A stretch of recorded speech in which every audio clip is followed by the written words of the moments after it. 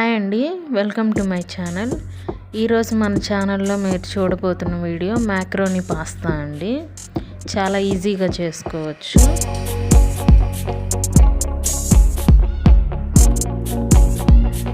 ఇందుకోసం ముందుగా 3 కప్స్ వాటర్ని బాయిల్ చేసుకోవాలండి. బాయిల్ అవుతున్న వాటర్లో 1 కప్పు పాస్తా వేసుకోవాలి. పాస్తా వేసుకున్న తర్వాత సాల్ట్ కొంచెం వేసుకోవాలండి. ఆయిల్ 1 టేబుల్ స్పూన్ వేసుకోవాలి.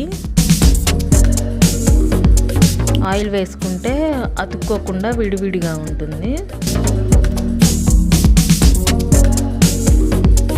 ఇలా నేను వీడియోలో చూపించే విధంగా వచ్చేంత వరకు ఉడికించుకోవాలండి. ఉడికించుకున్న తర్వాత వెంటనే వాటర్ని వంచేసి కోల్డ్ వాటర్ పోసుకొని కోల్డ్ వాటర్ని కూడా వంపేసుకోవాలండి.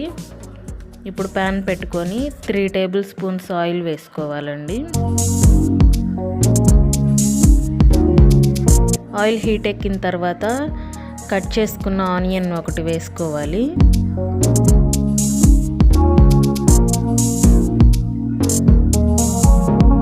ఆనియన్ మొత్తం బాగా ఫ్రై అయిపోయిన తర్వాత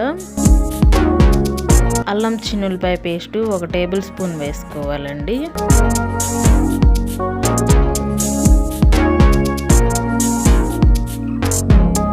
ఈ పేస్ట్ పచ్చివాసన పోయేంత వరకు ఫ్రై చేసుకోవాలండి.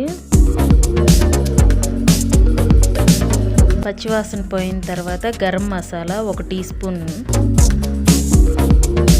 పసుపు కొద్దిగా, ధనియాల పొడి 1 స్పూన్ వేసుకోవాలండి. జీలకర్ర 1 టేబుల్ స్పూన్. ఫ్రై చేసుకున్న తర్వాత కారం కొద్దిగా వేసుకోవాలండి, 1 టేబుల్ స్పూన్. కారం వాసన పోయేంత వరకు వేయించుకున్న తర్వాత టమాటో ప్యూరీ 1/2 కప్పు వేసుకోవాలండి. ఒక 3 to 4 టమాటోస్ మిక్సీ వేసుకోవాలి. అప్పుడు టమాటో ప్యూరీ రెడీ అయిపోతుంది. టమాటోస్ కూడా బాగా మగ్గిపోయేంత వరకు ఉడికించుకోవాలండి. మొత్తం దగ్గరికి వచ్చేంత వరకు.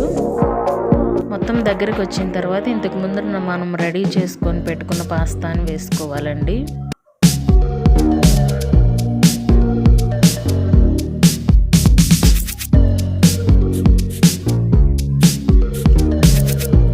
పాస్తా వేసుకున్న తర్వాత మొత్తం జాగ్రత్తగా కలుపుకోవాలండి, లేకపోతే పాస్తా విరిగిపోతుంది.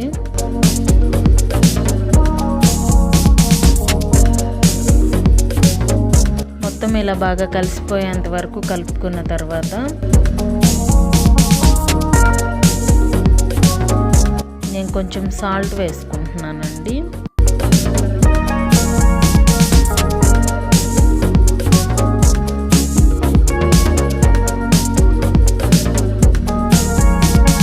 సాల్ట్ వేసుకున్న తర్వాత సాల్ట్ కూడా పూర్తిగా కలిసిపోయేంత వరకు కలుపుకోవాలి. కలుపుకున్న తర్వాత ఫైనల్గా కొత్తిమీర వేసుకొని స్టవ్ ఆఫ్ చేసుకోవచ్చు. చాలా ఈజీగా అయిపోతుందండి.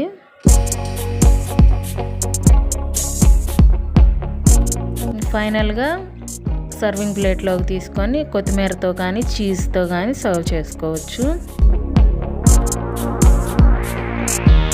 నేను కొత్తిమీరతో సర్వ్ చేస్తున్నాను. వేడివేడిగా తింటే చాలా బాగుంటుంది. చాలా ఈజీగా కూడా అయిపోతుంది. అలాగే ఎవరైతే నా ఛానల్ని ఫస్ట్ టైం చూస్తున్నారో సబ్స్క్రైబ్ చేసుకొని పక్కనే ఉన్న బెల్ ఐకాన్ని క్లిక్ చేయండి. Thank you for watching.